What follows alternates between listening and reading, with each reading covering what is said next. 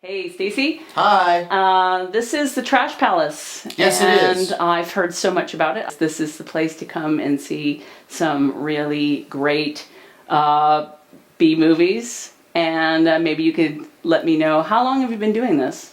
The Trash Palace started out of... I started collecting reels of film. Like, people have different things that they collect, whether it's action figures or DVDs or whatever. I collect reels of film. I've been doing that since probably 1997. In the year 2000, I began collecting 16mm reels of film. Before that, it was Super 8.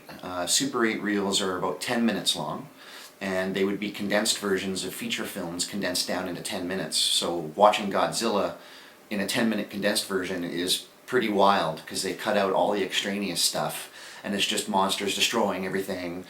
And then I discovered that you could collect 16mm reels, which are much longer, and you could actually find feature films on 16mm film.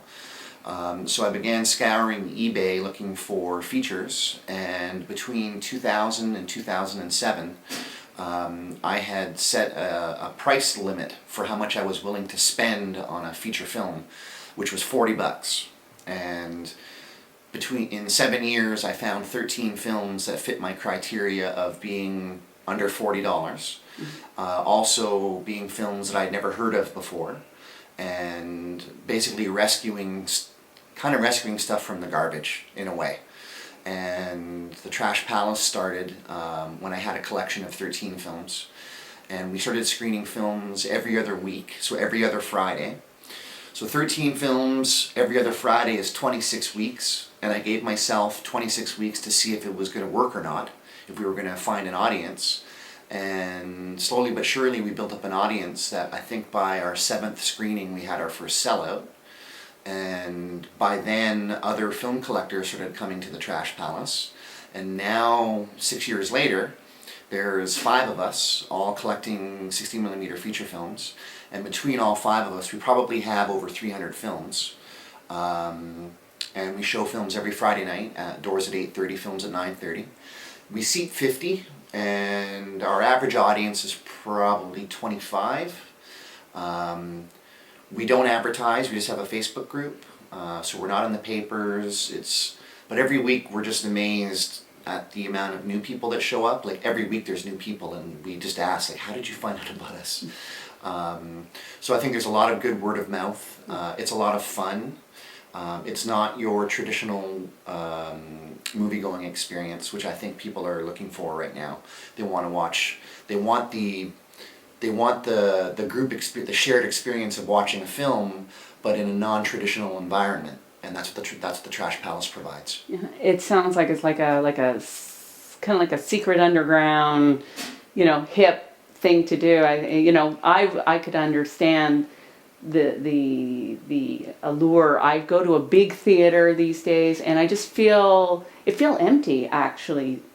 Well, everywhere with traditional theater, with traditional movie theaters, it doesn't matter where you go in the whole world; they're all the same. The seats are the same. How they're laid out is the same. The screens are the same. The people that are selling you popcorn are the same. The people that are running the snack bar don't actually want to be there. They'd rather be doing something else, but that's their day job. Here at the Trash Palace, we actually want to do this. So that makes all the difference in the world. Like, our snack bar guy wants you to have popcorn, and he wants to serve you and stuff, right? Mm-hmm. So we have a lot more fun here. My studio is a screen printing company during the day. It's called Merch Guy, mm-hmm. And that's the reason that we even have the space for the Trash Palace, is because I need the space for my screen printing company.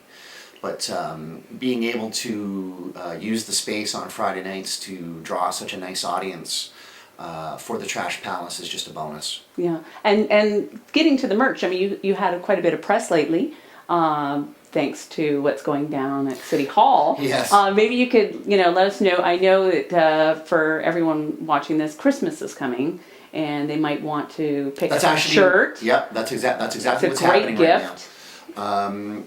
I made when our mayor, Rob Ford, announced to the world that he had smoked crack cocaine in a drunken stupor.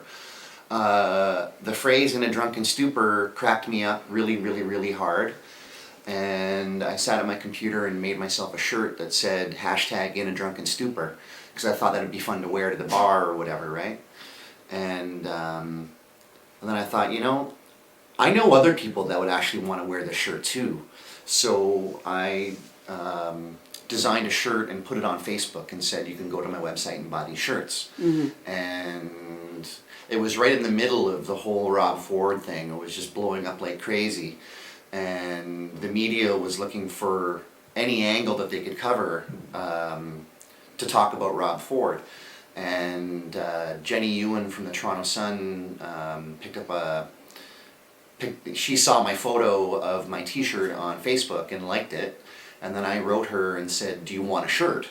So I went down to the Sun and dropped off a shirt for her, and then the next day they brought down a crew and did an article, and then the day after that I was in the paper, and then CFRB called, CBC did an interview, Global did an interview, Japanese television did an interview, Chinese television did an interview. It just went crazy, and I started getting all these orders from across Canada for these shirts. And like, it was only meant, I literally only meant to make myself one, but every order that came in, yeah, the money's good, but it just made me smile just because it's funny. Yeah. Like, it's just funny. I'm not on the left, I'm not on the right, I'm kind of in the center politically, but it was just a lot of fun to make this shirt. Well, you can't get a better line than "in a drunken stupor." What a phrase to make popular. Like, I can't believe that that's the phrase that he made popular, "in a drunken stupor." Yeah, it's quick, just like that. Yeah. In a drunken stupor. So Yeah. it's practically, it is like a hashtag. Yeah. So- Yeah, exactly. And so is that the only one you have? Do you have Well, any others? people started writing in requests for making others. So I have a couple orders for Enough to Eat at Home that I have to print.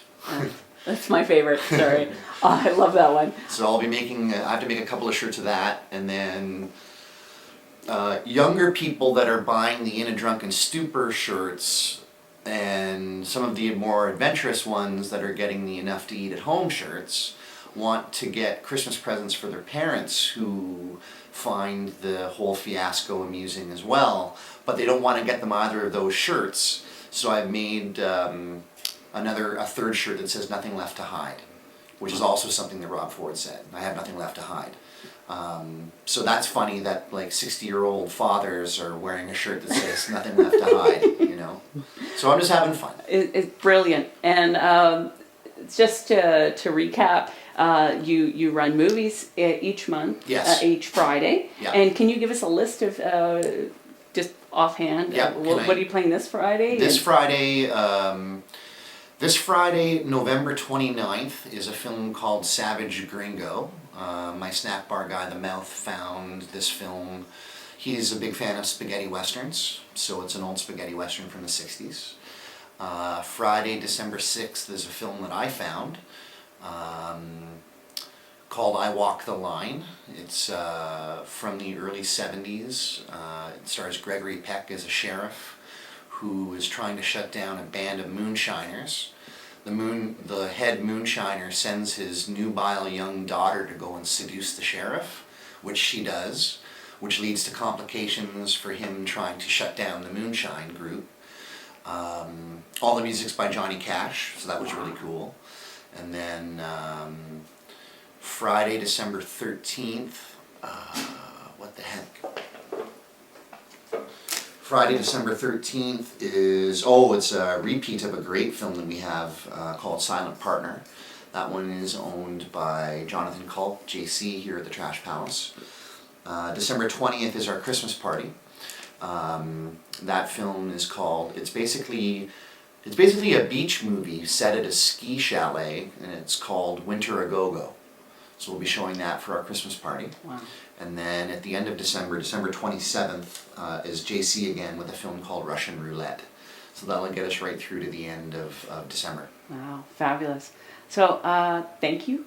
No And problem. We Thanks for will, coming down and talking. we hopefully will we'll see you again, and I love it. Thanks. You can't get better than that in Toronto. I Awesome. think no one like you in Toronto. I don't know.